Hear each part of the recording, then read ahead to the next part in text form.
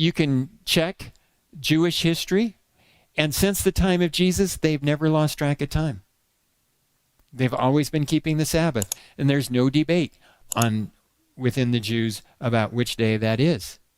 Also, this is interesting. First day of the week.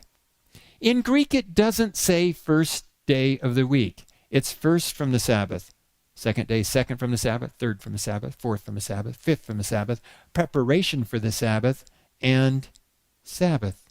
In the Greek New Testament, every time it mentions a day of the week, it's telling you its relationship with the Sabbath. With all this evidence, Martin Luther said the following: "For he, Jesus, died at about 2:00 on Friday and consequently was dead for about 2 hours. On the first day after that night, he lay in the grave all day, which is the true Sabbath. On the third day, which we commemorate now, he rose from the dead."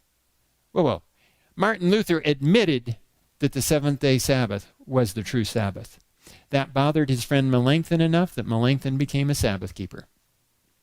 What's the New Testament say about the Sabbath?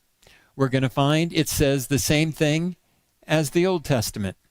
For he has spoken in a certain place of the seventh day in this way, and God rested on the seventh day from all his works.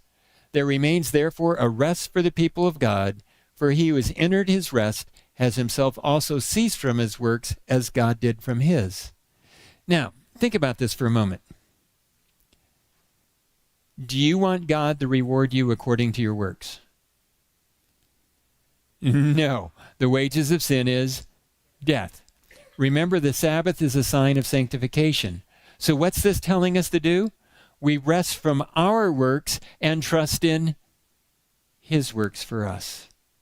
We trust in his completed works. Oh, that's the same idea of God makes us holy. Now, here's an interesting thing. Some people say, "Oh, Tim, you're trying to be saved by works by keeping the Sabbath." I just smile and say, "No, I'm resting my way to heaven. I'm not working my way to heaven." The Sabbath is resting, it's not working.